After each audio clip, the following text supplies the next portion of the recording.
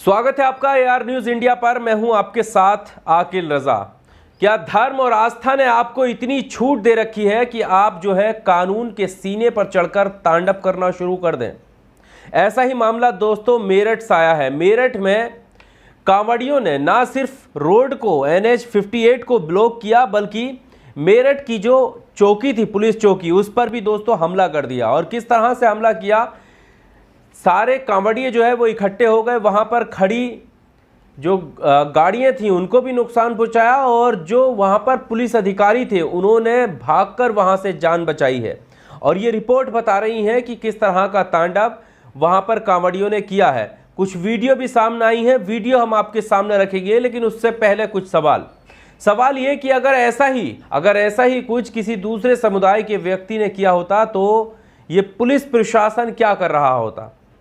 और ये आपने देखा होगा, और ये मैं नहीं कह रहा हूं, तमाम लोग इन वीडियो को शेयर करके ये सवाल खड़े कर रहे हैं कि अगर यहां पर कोई दाढ़ी वाला, कोई टोपी वाला, कोई कुर्ता पहने हुए अगर इस तरह का हुड़दंग मचा रहा होता, इस तरह तोड़फोड़ किसी पुलिस चौकी में कर रहा होता, तो सोचिए पुलिस प्रशासन किस तरह का बर्ताव उसके साथ कर रही होती। यहां तक कि उनको UAPA के तहत गिरफ्तार किया जाता, और सिर्फ गिरफ्तार ही नहीं किया जाता बल्कि उनके घरों पर बुलडोजर भी चला दिया जाता।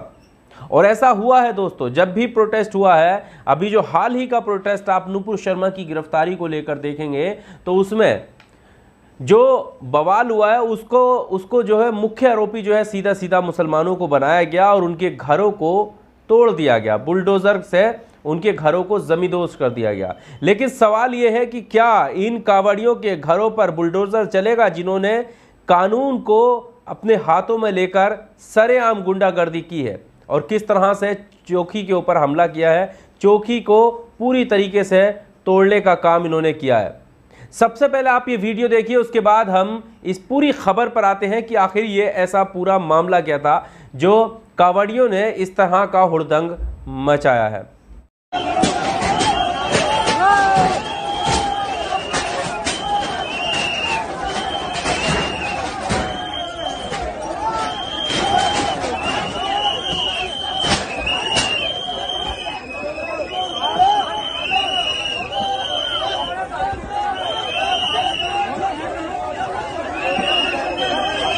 तो वीडियो आपने देखी, शर्मनाक वीडियो है, किस तरह से कानून के सिर पर चढ़कर इनका तांडव बोल रहा है। और आप सोचिए कि कानून का कोई खौफ नहीं, और ऐसे में जब खुद प्रशासन के लोग, जब खुद सरकार, खुद मुख्यमंत्री कांवड़ियों के सम्मान को लेकर, कांवड़ियों की आस्था को लेकर, उनके रूट को लेकर पहले से ही गाइडलाइन तय कर चुके हैं, यहाँ तक कि उनके ऊपर सोचिए फूलों की बारिश कर रहे हैं, उनके सम्मान में फूलों की बारिश की जा रही है, और उसके बावजूद कांवड़ियों का इस तरह का तांडव सामने नजर आ रहा है। और सोचिए कि यहाँ से लेके हरिद्वार से लेकर अलग अलग रूट तक सब जगह पर प्रशासन के लोग मौजूद हैं, सारी सुविधाएं दे रहे हैं।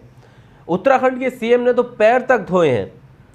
अब सोचिए कि इतना कुछ सम्मान मिलने के बावजूद भी ऐसा क्या मामला हो गया कि कांवड़िए जो है उन्होंने नेशनल हाईवे ब्लॉक कर दिया, और उसके बाद पुलिस चौकी पर हमला कर दिया, और पुलिस चौकी पर जो अधिकारी थे उन्होंने वहां से भागकर जान बचाई है। दोस्तों सबसे पहले खबर पर आ जाते हैं। पूरी खबर क्या है, ये खबर आपके सामने ये रही।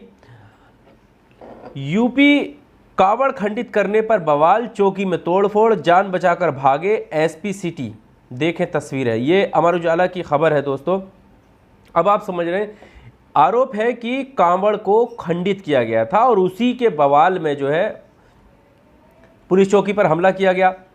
हमला करने की क्या ज़रूरत है, जब प्रशासन के लोग साथ हैं तो फिर हमला करने की क्या ज़रूरत है। और यहाँ पर आप देख सकते हैं कि उत्तर प्रदेश के मेरठ जनपद में कांवड़ खंडित होने पर शनिवार को कांवड़ियों ने NH 58 पर जमकर बवाल किया। दूसरे समुदाय के एक युवक को कांवड़ियों ने पीटकर अधमरा कर दिया, यानी एक समुदाय को इन्होंने पीटा भी है। इसके आगे उन्होंने कहा कि पुलिस चौकी में तोड़फोड़ की और आगजनी का प्रयास भी किया। वहीं SP सिटी और एक राहगीर की गाड़ी भी तोड़ दी। SP सिटी और CO दोराला को जान बचाकर भागना पड़ा। आप समझ रहे हैं, हमारे जो कानून के रक्षक हैं वो जान बचाकर भाग रहे हैं। किनसे? इन कांवड़ियों से, जान बचाकर भाग रहे हैं। डीएम, एसपी, भाजपा नेता और व्यापारी कांवड़ियों को समझाने में लगे रहे। जाम खुलवाते समय डीएम दीपक मीणा के पैर पर गाड़ी का पहिया चढ़ गया। हाईवे पर करीब 5 घंटे अराजकता का माहौल रहा। ये खबर है अमर उजाला की। आप समझ सकते हैं कि किस तरह का माहौल रहा होगा। कई सारी ये तस्वीरें वहाँ की दिख सकती हैं आपको। दरअसल ये कांवड़िए जो हंगामा कर रहे थे वो इसलिए कर रहे थे क्योंकि जो आरोपी युवक है जिसको इन्होंने पीटा, उसको पुलिस जो है वो पुलिस चौकी में ले आई थी जांच करने के लिए कि आखिर मामला क्या है, कहाँ का ये व्यक्ति है, इस पर जो आरोप लगे हैं वो क्यों लगे हैं और इसकी मंशा क्या रही है, क्या वाकई इसने कांवड़ को खंडित किया है। तो इस पूरे मामले को लेकर जो कांवड़िए थे वो एकजुट हो गए और पुलिस चौकी में जाकर ये मांग कर रहे थे कि जो ये आरोपी व्यक्ति है इसको हमें सौंप देना चाहिए, यानी कानून अपना काम ना करे, इनको जो है खुली छूट दे दें, इनके हाथ में उसको दे दें उस शख्स को, और जो ये हशर ये करना चाहे वो कर रहे थे। लेकिन ऐसा तो प्रशासन नहीं कर सकता और इसी को लेकर जो है ये पूरा हंगामा था। पुलिस चौकी में इन्होंने तोड़फोड़ की थी। आज तक की एक रिपोर्ट के मुताबिक एसपी की माने तो कांवड़ियों को संदेह हुआ कि कोई उनकी कांवड़ को खंडित करना चाहता है। समझ रहे हैं आप? ये मैं नहीं कह रहा हूं, ये एसपी का बयान है और ये आज तक की एक रिपोर्ट है, उसमें छपा है कि एसपी की माने तो कांवड़ियों को संदेह हुआ कि कोई उनकी कांवड़ को खंडित करना चाहता है, जिसके बाद श्रद्धालुओं ने हंगामा खड़ा कर दिया। हालांकि मौके पर पहुंची पुलिस ने संदिग्ध व्यक्ति को हिरासत में ले लिया और कहा कि जांच करने के बाद कड़ी से कड़ी कार्रवाई की जाएगी।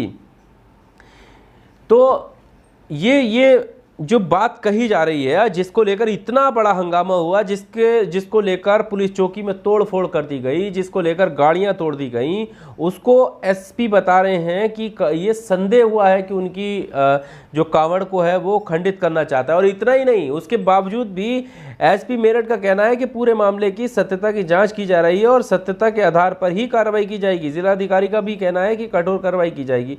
इसके आगे उन्होंने ये भी भरोसा दिलाया कि दोबारा जो है गंगा जल की सुविधा लाने की जो उनका भी गंगा जल गिरा है उसको दोबारा लाने की सुविधा पर भी बात की गई और उसका इंतज़ाम किया गया।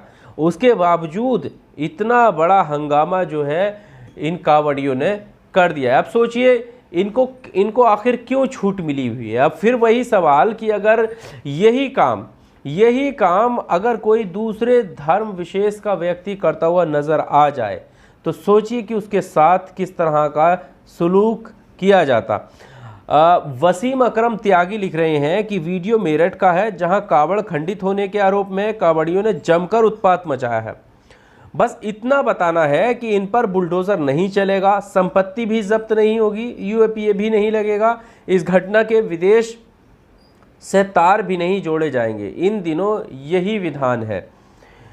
सत्यमेव जयते करके ट्विटर हैंडल लिख रहे हैं कि यदि यही दाढ़ी टोपी वाले होते तो अब तक उन्हें चिन्हित कर उन पर 141, 142, 143, 144, 153, 154, 157, 158, 302, 307, 120B, 7CLA, NSA, यूएपीए के अंतर्गत मुकदमा पंजीकृत कर उनके घरों के बाहर बुलडोजर पहुंच गया होता और टीवी पर एक वर्ग विरुद्ध के खिलाफ अभियान चल चुका होता। समझ रहे हैं आप? अगर इस तरह का जो ये लोग कह रहे हैं और ये लगातार सवाल उठ रहे हैं कि अगर ऐसा ही अगर कोई मुसलमान, कोई टोपी वाला, कोई दाढ़ी वाला इस तरह का कृत्य करता हुआ नजर आ जाता, पुलिस चौकी पर सोच लो दोस्तों हमला कर देता, सोचिए, या फिर एसएसपी को, वहाँ के जो पुलिस अधिकारी हैं उनको भागकर जान बचाना पड़ता, तो हमारे देश का गोदी मीडिया कैसे उछल रहा होता इस वक्त और एक पूरे समुदाय को, समूचे समुदाय को यहाँ पर निशाना क्वेश्चन मार्क के साथ लगा रहा होता कि ये जो है कानून को अपने हाथ में ले रहे हैं और इनका इलाज जो है अब सिर्फ लाठी है, गोली है, डंडा है। ये खुद जो है आपने पहले भी देखा होगा कि लात से मानेंगे या बात से मानेंगे, इस तरह के जो है थंबनेल और टाइटल जो है हेडलाइन जो है न्यूज़ चैनल वाले देते हुए नजर आते हैं। अब सोचिए कि अगर इस तरह का काम कोई दाढ़ी टोपी वाला कर देता तो क्या कुछ ये कहते हुए नजर आ रहे होते। और ये बात गलत नहीं है कि अब तक बुलडोजर जो है उनके घर के बाहर दस्तक दे रहा होता तोड़ने के लिए, लेकिन अब तक इस मामले को लेकर क्या हुआ है, सिर्फ उन सभी लोगों को जो इसमें आरोपी हैं जिन्होंने पुलिस चौकी पर जो है हमला किया है, उनको सिर्फ अब तक समझाया गया कि आप ऐसा ना करें, आप ऐसा ना करें। समझ गए? तो फिर वही सवाल कि आखिर विश्वास जीतने में ये सरकार कितना कामयाब रही है। इस वीडियो में सिर्फ इतना ही। आपको क्या लगता है? अगर आपकी जो भी इस वीडियो को लेकर राय है, अपनी राय ज़रूर कमेंट बॉक्स में दीजिएगा। अगर पहली बार चैनल पर आए हैं तो चैनल को सब्सक्राइब ज़रूर कीजिएगा। बहुत शुक्रिया।